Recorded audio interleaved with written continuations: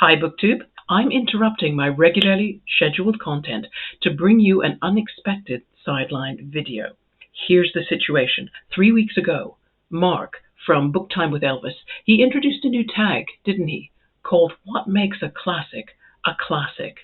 I was watching Heather Gregg's response yesterday, but I'd watched lots of other videos on the same tag because I couldn't make up my mind. Did I want to respond? How did I want to respond? What did I have to say that wasn't already being said? Well, I appreciated how Heather, she gave a short history of the number of classics-related tags that have been discussed in the past. And that suggested to me, a BookTube newbie, that you guys have regularly reviewed this subject.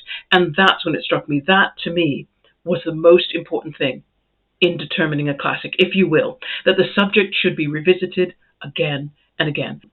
Because there are always books that get overlooked. They fall out of fashion, even if they fit the criteria that you have all raised in your response videos. So the only thing that I want to add to the excellent points that have been raised by Mark and others is that no list of classics should ever be considered complete, and no conversation about classics should ever be considered done and dusted. Now, that should be good news for readers, shouldn't it? Because, who wants to stop talking about books? Today's photos were taken over the weekend at Wimpole Hall, which is a National Trust property near Cambridge. They were taken inside the walled garden, which, as you saw in the opening clip, was bursting with flowers and fruit and vegetables, and the sun came out. In England, the sun has been playing hide and seek a lot, as if it was on summer vacation as well. But I digress.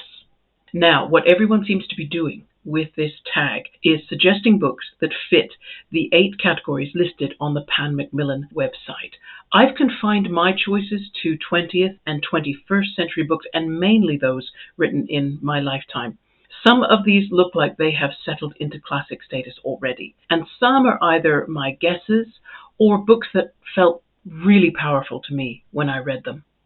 So, category number 1 is the one with the gripping plot and universal themes. Now, I did wonder why Pan Macmillan felt those two had to go together. I couldn't think of a lot of books that had both of those things. Usually, if a book covers incredible universal themes, it tends to be a bit character-driven, mainly, more than plot-driven. But I did manage to think of one. I don't know if you agree, but here we go. This is my offering. Gone Girl by Gillian Flynn.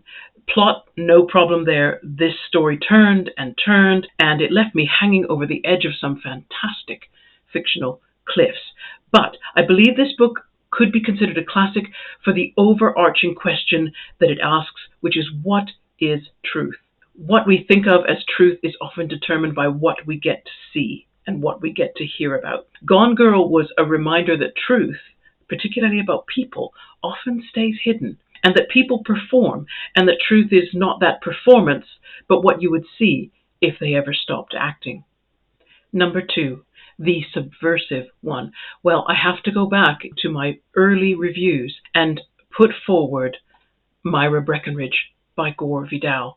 I know anybody who listened to that review must think, are you serious? But I'm really glad that James Graham wrote a play in 2022 that drew attention to this book, which had moved into complete obscurity.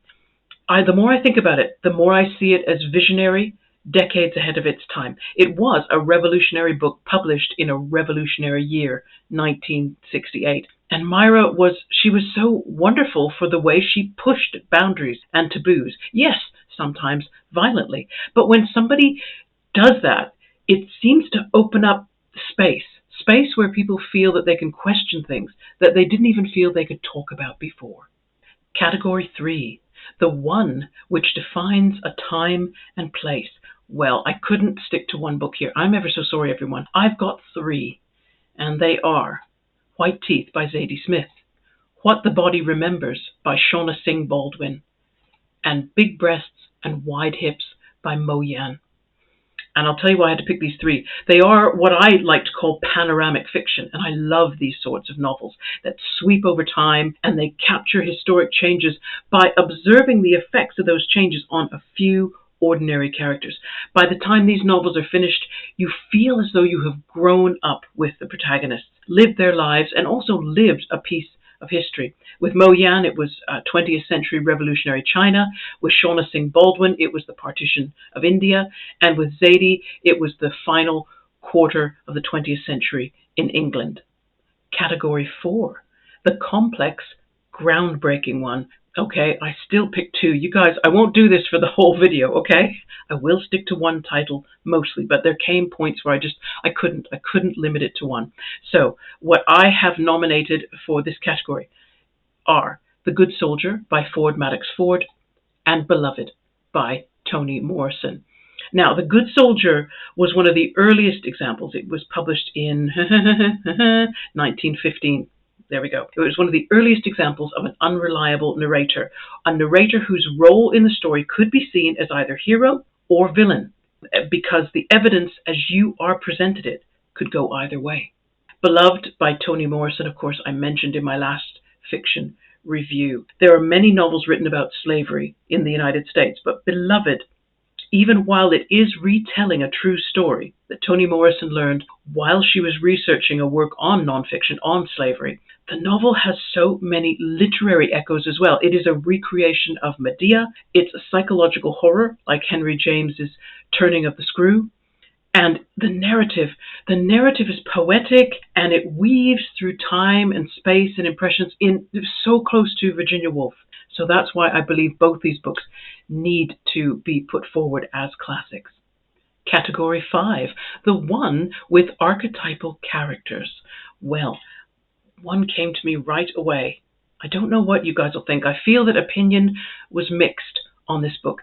Catton set the luminaries in 19th century New Zealand, and she gave her mixed bag of characters astrological identities.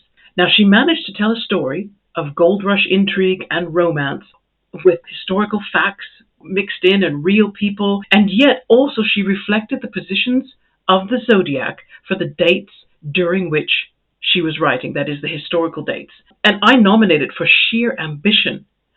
Although whether it could be called a classic, strictly speaking, you have to have a reasonable grasp of astrology to understand what Catton is doing. So, draw your own conclusions. I loved it. Category 6, the one that is a complete one-off. Well, my suggestion for that is The Curious Incident of the Dog in the Nighttime by Mark Haddon, which was published in 2003. Now, in 2003, Asperger's syndrome, I'd never heard the term in my life up till that point. Haddon's book raised awareness about autism by letting his 15-year-old protagonist, Christopher, tell his own story in his own way, letting the reader see the world through his eyes. It was an uplifting story in which Christopher played the hero in the traditional sense, battling doubt and obstacles to finally achieve recognition for the truth. In a 2006 survey by the BBC for World Book Day, The Curious Incident was voted as one of the top 5 happy endings in books. It's nothing new these days to have an autistic protagonist, but back in 2003, it was a first. Category 7, the one we quote all the time. Yeah, does anybody quote from books anymore? I'm just asking. I mean, I'd say that we quote films and songs and television a lot, but I only hear books quoted on, like, University Challenge. That's a UK quiz show. Nevertheless, I did think of one book that might fit that description, and that is Catch-22 by Joseph Heller, which I think is already considered a classic. So that's, whereas the other books in this video, I'm kind of putting them forward and trying to big them up. I think Catch-22 already counts. Yeah, but of all the books that I have read, because I've read all the books that I've listed in this video, Catch-22 left the weakest impression on me. It had dry wit, and it captured those least talked about aspects of war. The boredom, the petty procedures, the stupid decisions that cost more lives than should have been necessary, and the fear that most soldiers have, but they disguise from each other and from themselves. And finally, the rediscovered classic, or the book you believe should be a classic in the future.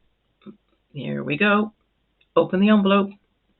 The Reluctant Fundamentalist by Mohsin Hamid. This was a short novel published in 2007 about 2 men who meet in the city of Lahore in Pakistan to drink tea. They both grew up in America, but they did not experience the same America. Hossein Hamid is telling a what-if story about the circumstances that could drive a young Muslim man away from Western secular capitalism and towards fundamentalist forms of Islam. It is a book that links with the defining event of the 21st century, which was the 9/11 attacks and their aftermath. And for that reason, I think it would always be pulled out and read as part of any study of that when it becomes part of history curriculums. And that, everybody, is my contribution to the What Makes a Classic conversation. My next video will be a fiction review of Simon Maurer's novel Ancestry. Now, I say novel, but truth is, I'm not sure that there's a category for the kind of book Maurer has written. Anyway, look out for that at the weekend to solve that mystery, and I'll see you all again then. Take care, everyone. Bye-bye.